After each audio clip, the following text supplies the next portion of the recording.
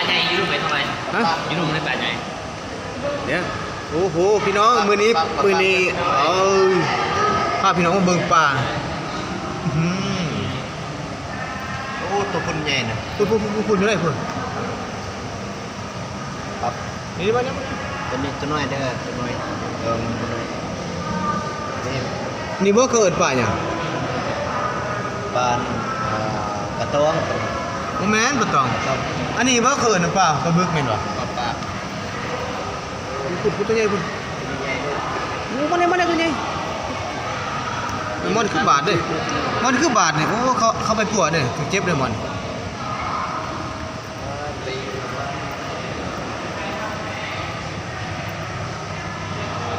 โอ้บุญตัวพูดได้ไงพุ่นนี่วันนี้พาพี่น้องมาเบิ่งปลาพี่น้องปลาจังนี่ปลาซึมซาอันนี้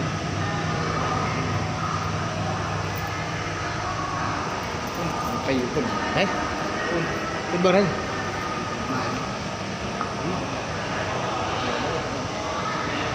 พูดปลายังไงพุ่นเบิ่งพุ่น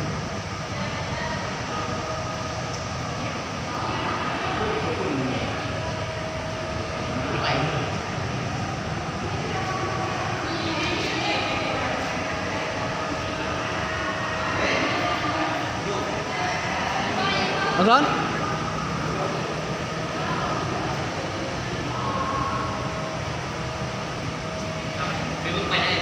ไปโอ้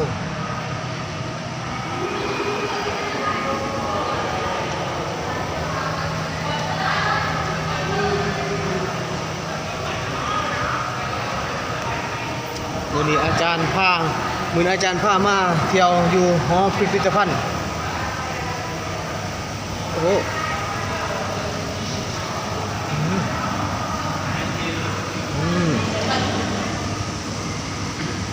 เดี๋ยวเราจะมีข้าวกอง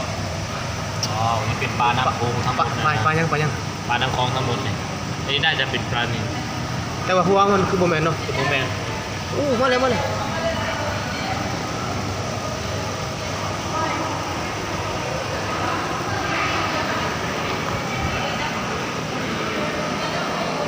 สิพาพี่น้องไปเบิ่ง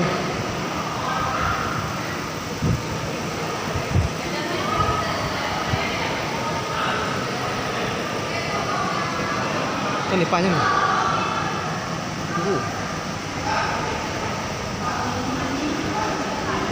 ปลาสายอยู่วางเป็นแบบนี้ปลาสายอยู่นะครับสายอยู่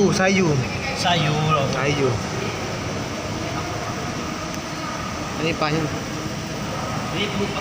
ปลาเสือสายเล็ก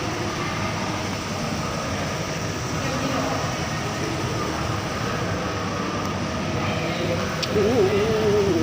มันคงเป็น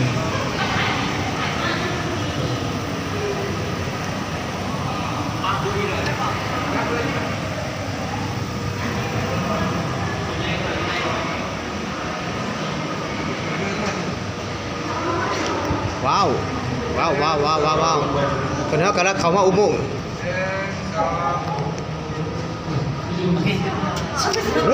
ปลาอะไรครับเนี่ย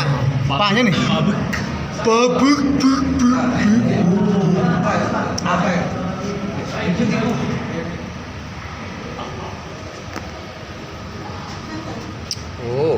โอ้ตัวนี้ให้ไง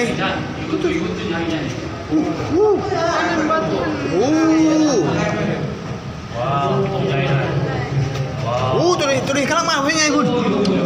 โอ้ตุ่มใหญ่เลยโอ้โห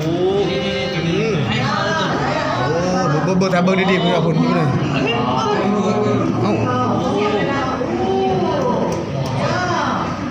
ว้าวตัวนี้ที่รู้มันโอ้อยู่พื้นน่าจะเป็นถ้ำนี่เลย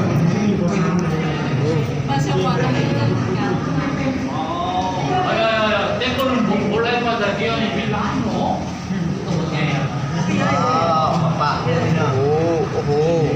นิ่ง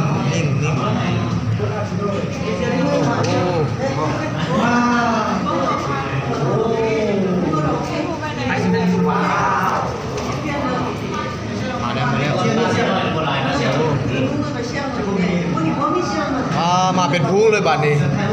ปะโถอุ้ยมึงของดีอุ้ย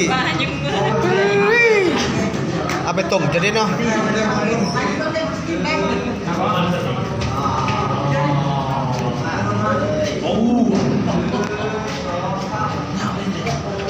อันนี้พวกเขามากับทีมงานอาจารย์พามาเที่ยวแล้ววันนี้อาจารย์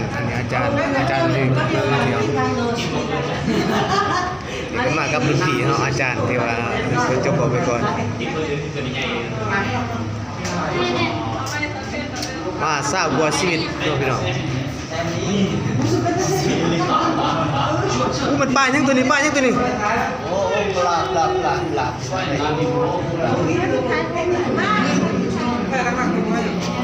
ไม่ได้บอก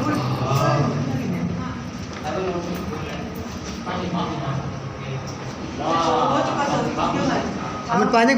โอ้ปาร์ตี้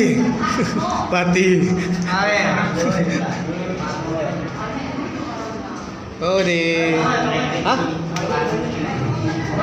ผมมันแย่ไปเลยปลาดึงไปเลย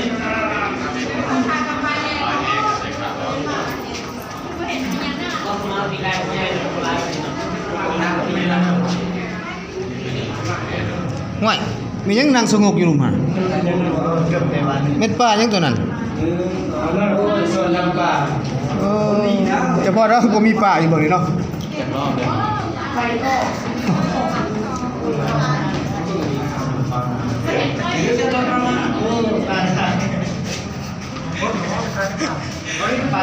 จะพูดว่าป่าเมืองนี้บ่หลายมีงูอยู่นี่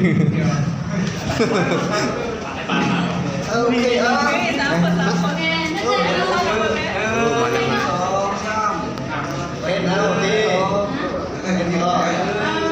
ลองเนื้อปลากินสวบหัวได้อนุสรณ์ทางหลังหัน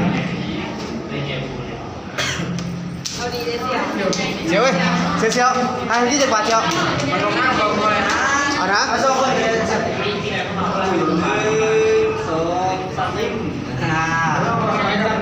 เดี๋ยวเอ้ย เสียงอะไรทุกคนฝ่า เดี๋ยว มันงามกล้องนี่นะ เอาอย่างนี้จากบัตรเอางามกล้อง สเปซเอาเลยบ่งามบ่เลยโลดเอาซ้ำมันได้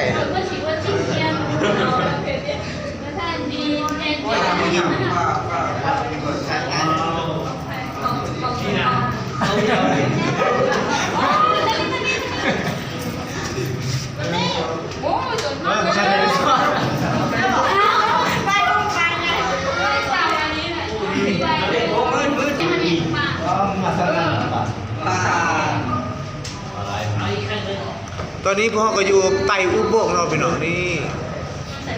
โอ้โหข้างบนนี่ก็ไม่มีแต่ปลานี่โอ้มาแล้วอย่าให้แบบนี้นี่ไว้ ห้องก็มีแต่ปลาเนาะพี่น้อง ปลาเนี่ยพี่น้องมีทั้งปลาน้ำจืดแล้วก็ปลาน้ำเค็ม ปลาน้ำเย็นทั้งหมด มัน น้ำจืดแล้วก็น้ำเค็มด้วยแต่ว่าน้ำเค็มไม่ได้อยู่ที่นี่นะ ซอนแต่สภาพในอันนี้มันดีไซน์เนาะ ครับสบายดีพ่อแม่พี่น้องบ้านน้องอยู่ที่บ้านน้องไทยเขาเป็นหน้าที่เขาเซ็นมาส่งโอ้มีทั้งปลาน้ำจืดแล้วปลาน้ำเค็มด้วยที่นี่เป็นปลาน้ำจืด มีทั้งปลาน้ำจืดและปลาน้ำจางนะครับพี่น้อง เสียไม่ใช่เสียมาน้ำมัน มีอะไรทำไมเยอะเลย อะไรทำไม ทำไม ทำอะไร อันนี้มันมาทางนี้แต่ต้อง โอ้ยพี่ตาโ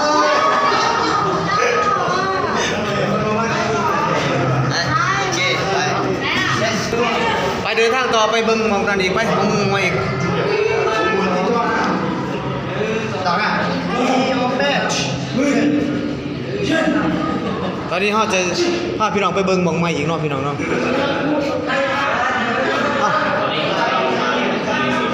มันเป็นหูเดียวกันบ่เนี่ย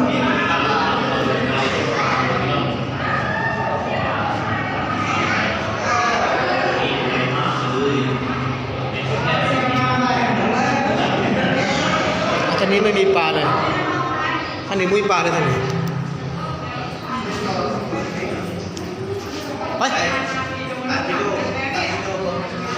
สวัสดีครับพี่น้องสวัสดีที่นี่เป็นของพิพิธภัณฑ์วิธีขายวันไทยมีปลาหลายชนิดแล้วก็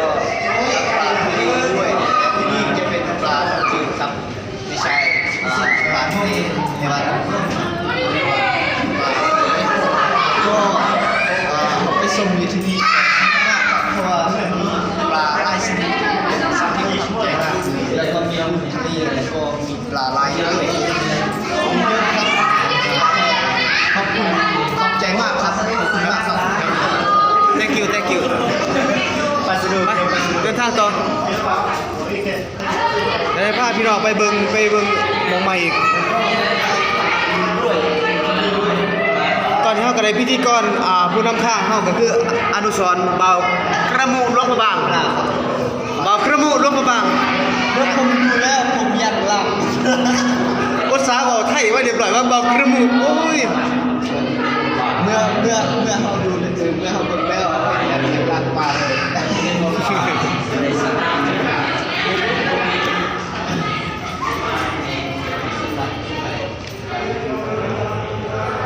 อ้าวอ้าวที่นี้ไม่มี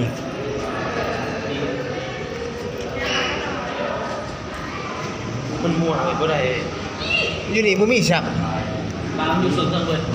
มันอยู่ส่วนที่ ปาล์มอยู่สวนเทิงเบิด แต่ว่าที่จริงมันก็อยู่ครอบเดียวมันแต่ว่ามัน รถที่เดียวกันแต่มันบางอยู่บางนั้นของมันน่ะมัน จังเพราะว่ามันบ่มีดอกพูดๆ2ตัวอยู่ ใส่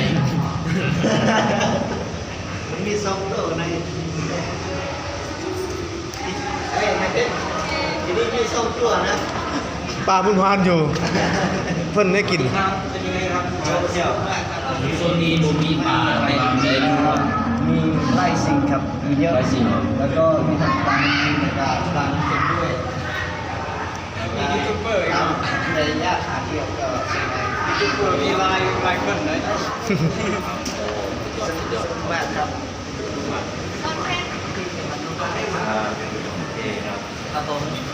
คนนี้มาจากแข่งไหนครับ ผมมาจากปากเซครับผม ปากเสเป็นยังไงมาได้มาเที่ยว โอ้ม่วนอีหลีพี่น้อง ม่วนนี่ เลยได้เฮ็ดสัตว์ยังไงอยู่ในน้ำนิดนึง เห็นปลาเห็นหลายแนวอยู่ เป็นไรเนี่ยบ่ เห็นหลายแนวอยู่ จริงว่ามาได้เป็นฟิวชั่นธรรมชาติที่เก็บเมียนอยู่ในตู้แก้วครับ ตัวนี้เป็นชั้นล่าง เป็นชั้นลุม มาโดยปลาทุกคน ใครไปแอปแบลอยู่ข้างล่าง โอ้ยมีคนแอปแบลอยู่ดุมเลยฮะกระชั้นเดียวกันนั่นแหละ สุดยอดสุดยอด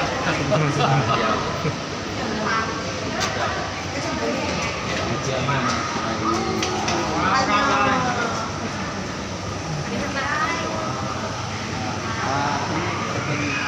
เป็นเครื่องสักมีทั้ง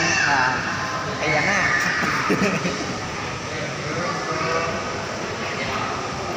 เอ้านี่ปลาอะไร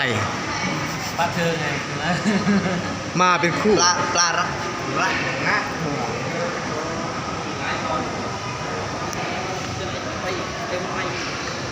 โอ้โหพูด โอ้ปลาบึกเนาะ เอานี่ปลาอะไรทำไมมันดำจัง ปลาเธอไง ปลาเธอ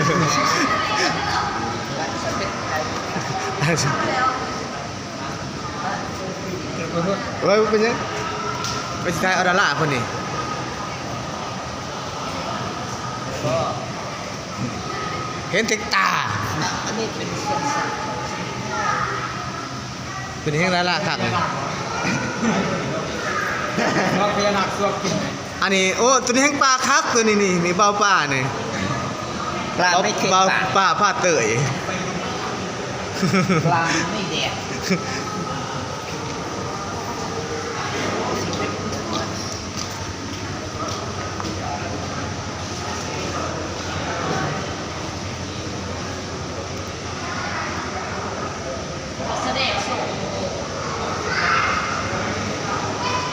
เดี๋ยวจะพาพี่น้องไปลงไปชั้นลุมอีกพี่น้อง มาดูชั้นล่างนะครับพี่น้อง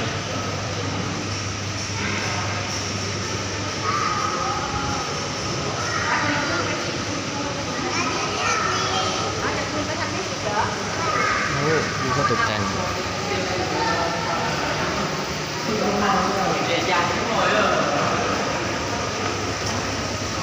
ปลาอะไรครับปลายังนี่ปลากาโอ้อันนี้เราเขินปลากาเนาะเรานี้จะซื้อนะ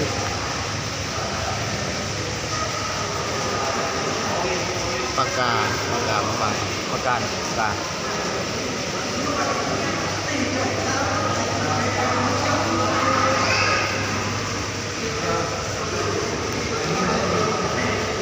ปรากฏหางแดงได้หรอว่าพูดปรากฏโอ้ปรากฏหางแดงปลาอย่างไรพูดอยู่ไหนมันปลาอย่างโอ้ลอยอ่ะโอ้แมนตัวนี้แต่พูดตัวอยู่ไหน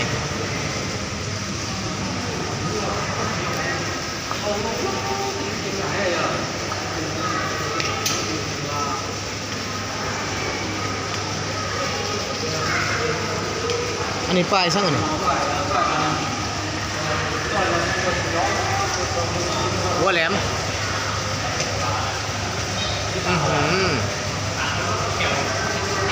อันนี้ปลายังนี่ปลากา ยังแล้วนี่ปลาที่ซ่อนตัวปลากา นี่ก็ห่างถึงเลย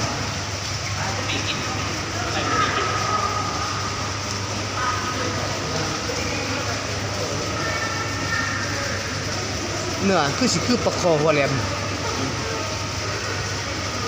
โอ้ปลาเนี่ยปลาที่ข้าวฟลอริดาที่เป็นข้าวหมดเดี๋ยวมันกินปลาในหลักหรือปลามันละตลาดปลา ปลาได้ปลา ปลาแซกเกอร์โมเมนต์นี้ จับขึ้นมาว่าบูซาว่าปลาไปตลาดปลาบูปลา โอ้ตัวมันออกข้าวเนาะ ปลานี่เลยนะ ปลายังชื่อมันอันนี้แต่มันเป็นข่าวดัง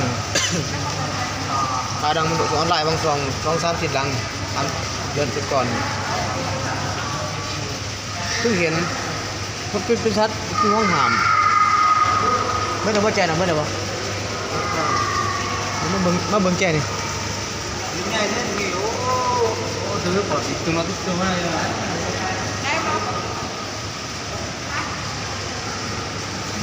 เอาตัวนี้ปลาปลาคอปะปลาสะโดโอ้ปลาโดปลาสะโดเป็นปลาน้ำจืดบ้านเขาเอง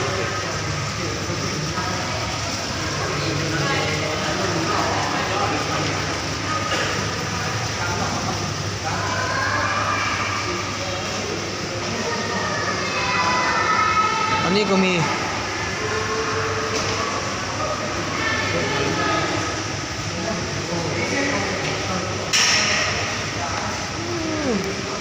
นี่ลายบอลพี่น้อง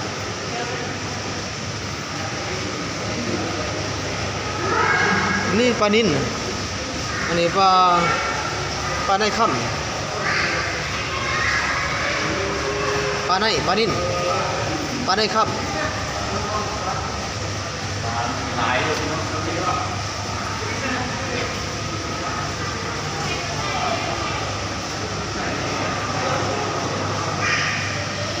โอ้ปลายังตัวนี้ปลากระเบนนะปลากระเบนโมโตปลากระเบนไมโมโตโรโอ้น่าจะมันมาจากญี่ปุ่นปลากระเบน อันนี้เป็นปลานะ นั่นนี่เลยบอกพี่ แล้วว่า มีที่เพียบมั้ยเนาะไม่ได้มาแทน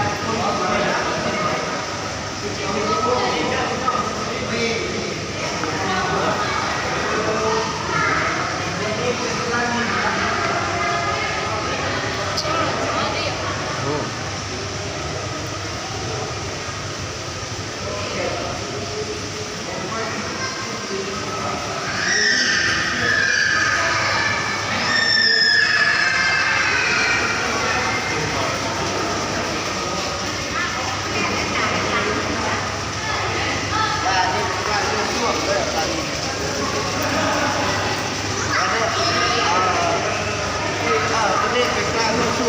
ฮะปลาหัวสวงมันเช่าสวงแล้วมันขาดเลย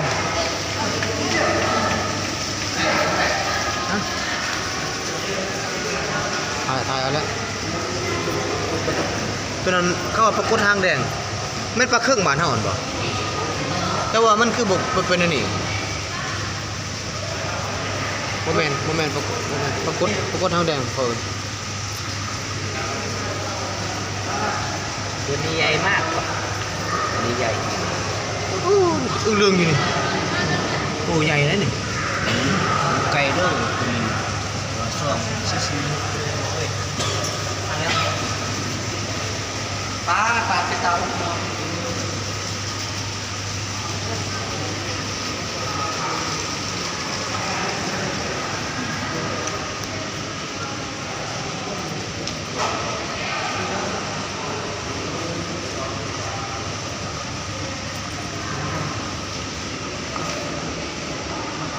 เอ้านี่มันสากกระดูกยังนี่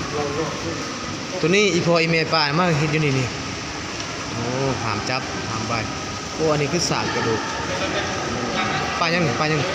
โครงกระดูกปลาบึกนี่ปลาติดไปมา เห็นแต่โครงมันพี่น้องรักษาไว้เพื่อรุ่นลูกรุ่นหลานอาจจะบ่เห็นเบิดโอ้เหงือกมันเนาะอันนี้คือเหงือกมันเหงือกปลาแต่ก็จะเหงือกมันก็ซ้ำปลาเลยซ้ำปลาบาดเนาะก็จะเหงือกซ้ำปลา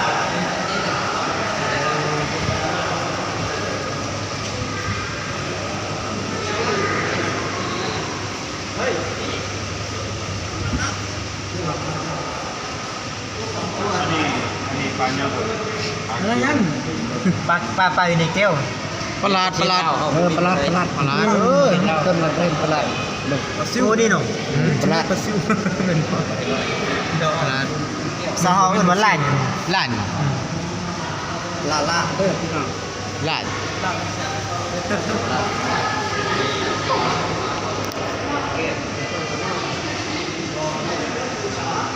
เรามาบล็อกกันอีกเว้ยอาปากหิวตีนี่หิวนะ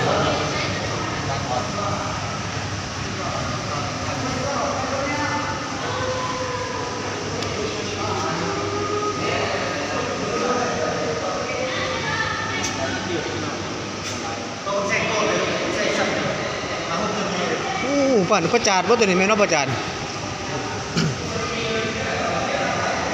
โอ้นี่ประจาดบ้านเฮานี่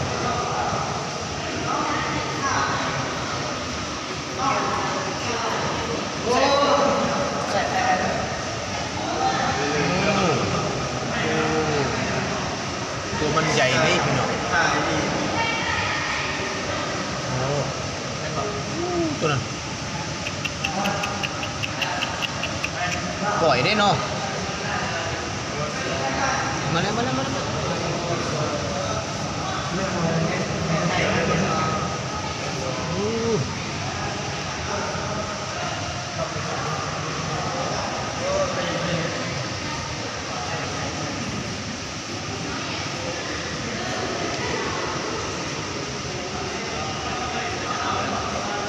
อะไรไม่ใช่จะกระโดดแล้วเนาะสบายดีพี่น้อง นี่ก็หัวหน้าเขาเนาะหัวหน้าน้ำซิม วันนี้ก็พามาเพิ่มปลาเนาะมีทั้งปลาน้ำจืดกับปลาน้ำเค็มและวันนี้เขาจะอยู่ในโซนของปลาน้ำจืดจากแม่น้ำคลองทำไปดูเลยพี่น้องนี่โซนปลาตะพางเนาะ ปลายังคือปลาประจาดบ้านเฮาเนาะเป็นปลายังปลาเวียนไผ่ปลาเวียนไผ่ จากจะเอาลงแล้ว ปลายังนี่แม่จ้าเบิ่งตัวใหญ่ อยู่ประเทศเราจะหมดแล้วพี่น้อง ก็สูตร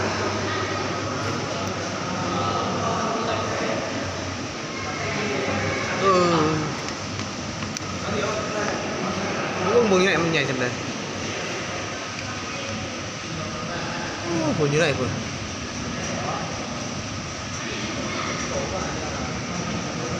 ตัวผลยังไงผลยังไงผลยังไง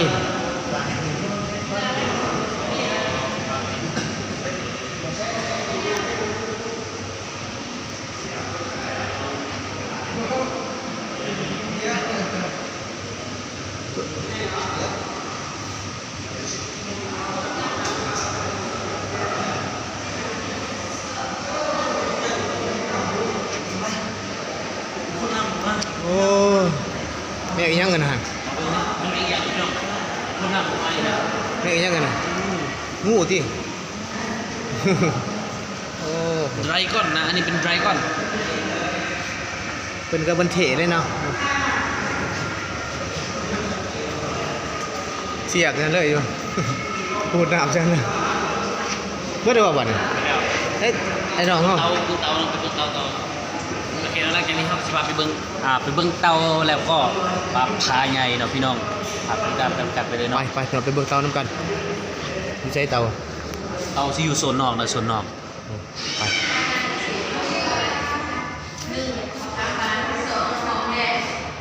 ที่อันนี้อาจารย์น้องๆจะเป็นพามาเที่ยวอาจารย์นะกับป้ามา